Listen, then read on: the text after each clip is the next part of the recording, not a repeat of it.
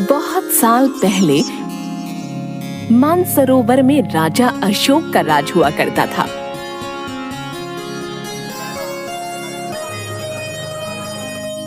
उस राजा के पास एक बेहद खूबसूरत तालाब था।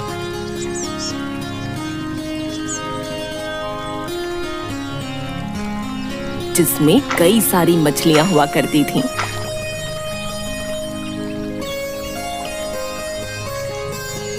उन मछलियों की देखभाल के लिए राजा ने एक मछुआरे को काम पर रखा था। उस मछुआरे का स्वभाव बहुत अच्छा था। वह राजा की सभी आज्ञा का पालन करता था। राजा को जब भी मछली खाने का मन करता था, वह उसी मछुआरे को कहकर अपनी पसंद की मछली मंगवाते थे। मछुआरा हर बार उनके लिए बेहद स्वादिष्ट मछली लेकर आता था। एक दिन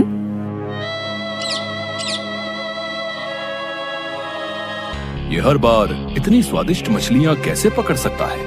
गुप्तचरों से पता लगवाता हूँ। राजा ने गुप्तचरों को आदेश दिया कि वे इस बात का पता लगाएं कि मछुआरा किस तरह से मछली पकड़ता है।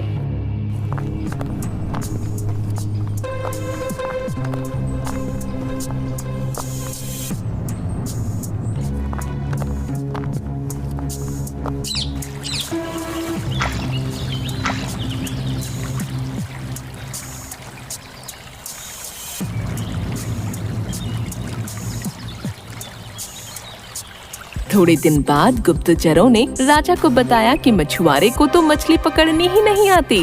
राजा को जब ये बात पता चली तो हैरान रह गए और बात की सच्चाई को पता करने के लिए मछुआरे को अपने महल बुलाया।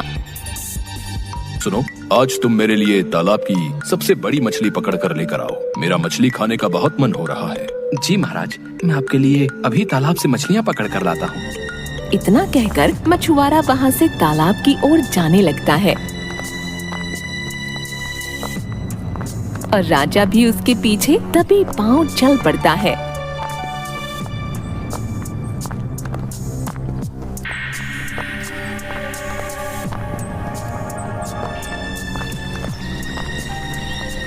तालाब के पास पहुँचते ही आज तो मंत्र पढ़कर महाराज के लिए तालाब की सबसे बड़ी मछली मांगूंगा।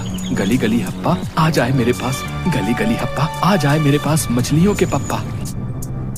मछुआरे ने जैसे ही मंत्र पढ़ा, तालाब की सबसे बड़ी मछली उसके पैरों के पास आकर गिर पड़ी। फिर मछुआरे ने तालाब को झुककर प्रणाम किया और वहाँ से महल की ओर निकल पड़ा।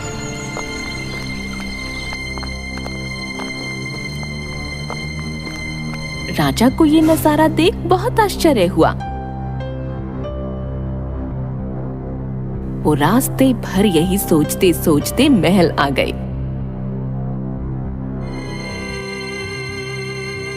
और एक दिन मौका पाकर राजा ने मछुआरे से उसके मछली पकड़ने की विधि के बारे में पूछा। तुम ऐसा कौन सा मंत्र जानते हो जिसके बोलते ही मछली खुद ब खुद तुम्हारे पास आ जाती है? कृपा करके मुझे भी वही मंत्र सिखा दो। राजा की बात सुनकर मछुआरा अचरज में पड़ गया। क्षमा कीजिए महाराज, मैं इस मंत्र का उच्चारण आपको नहीं सिखा सकता हूँ। मछुआरे की बात सुनकर भी राजा शांत नहीं बैठा और वो मछुआरे से बार बार मंत्र सीखने की जिद करने लगे। अंत में मछुआरे ने मजबूर होकर राजा को वो मंत्र सिखा दिया। मंत्र सीखने के बाद वो उसकी सच्चाई जानने के लिए उसके तालाब पर पहुँचे।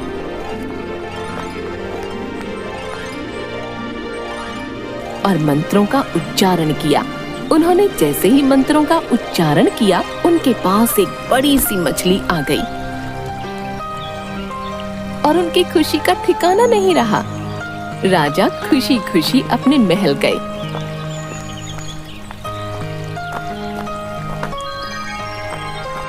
आज मैं आप सबको एक बात बताना चाहता हूँ। आप सबको पता है, मैंने एक मंत्र सीखा है जिसकी सहायता से तालाब की मछलियाँ खुद ब खुद मेरे पास आ जाएंगी। न मुझे तालाब में जाल डालने की जरूरत और न किसी और चीज की जरूरत। क्या महाराज ये सच है? हाँ हाँ, ये बिल्कुल सच है। महाराज, आपने ये मंत्र कहाँ से सीखा है?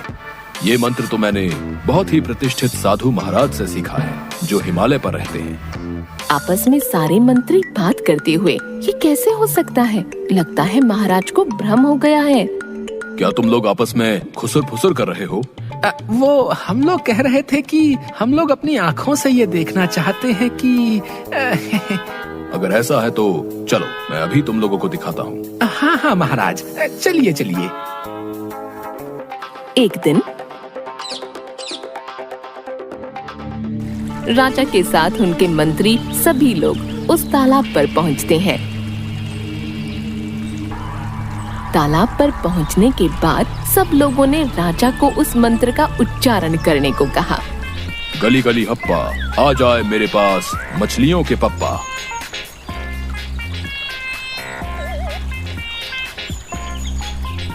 राजा ने मंत्रों का उच्चारण किया, लेकिन कोई मछली उनके पास नहीं आई। अब लगता है मैंने गलत मंत्र पढ़ दिया। मैं दोबारा मंत्र पढ़ता हूँ। हाँ हाँ महाराज, पढ़िए। गली गली हप्पा, आ जाए मेरे पास मछलियों के पप्पा। इस बार भी एक भी मछली उनके पास नहीं आई। ये देख सब लोग उन पर हंसने लगे और उनको बहुत शर्मिंदा होना पड़ा और उन्होंने गुस्से में तनतनाते हुए सेवक को आदेश दिया।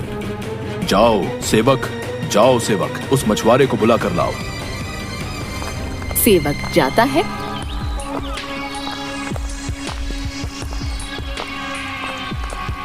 और मछुआरे को बुला कर लाता है। क्या हुआ महाराज, आपने मुझे इस तरह से क्यों बुलाया? तुमने मुझे गलत शिक्षा दी, अब तुम्हें इसके लिए मृत्यु दंड मिलेगा। लेकिन महाराज, मैंने आपको गलत मंत्र नहीं सिखाए। अगर गलत मंत्र नहीं सिखाए तो मछली क्यों नहीं आ रही इस तालाब से? जाओ सेवक, लेकर जाओ इसे यहाँ से। महाराज, मेरी कोई गलती नहीं है, मुझे ऐसी सजा मत दीजिए।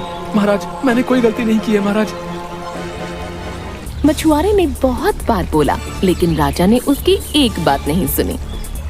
वहाँ खड़े मंत्रियों को कुछ समझ नहीं आ रहा था कि आखिर ये हो क्या रहा है, क्योंकि राजा ने तो उनसे ये कहा था कि उन्होंने मंत्रों का ज्ञान प्रसिद्ध साधु से लिया है और सजा इस मछुआरे को दे रहे हैं। सब चुप थे। तभी तालाब में से एक देवता निकले। सुनो राजन, तालाब से एक भी मछली नहीं निकली। इसमें मछुआरे का कोई दोष नहीं है, बल्कि इसमें गलती तुम्हारी है। तुमने अपने गुरु को गुरु नहीं माना, जिसने तुम्हें ये मंत्र सिखाया, इसलिए मछली तालाब से नहीं निकली। अगर तुम अपने गुरु को स्वीकार करते तो ऐसा नहीं होता। देवता की ये बात सुन राजा को अपनी गलती का एहसास हुआ और उसने अपनी गलती की माफी मांगी।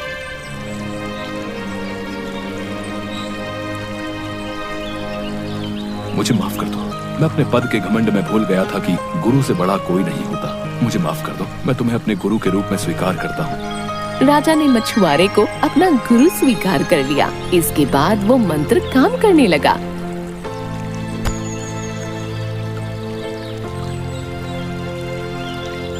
इंसान को कभी झूठ नहीं बोलना चाहिए और न ही अपने गुरु का अपमान करना चाहिए।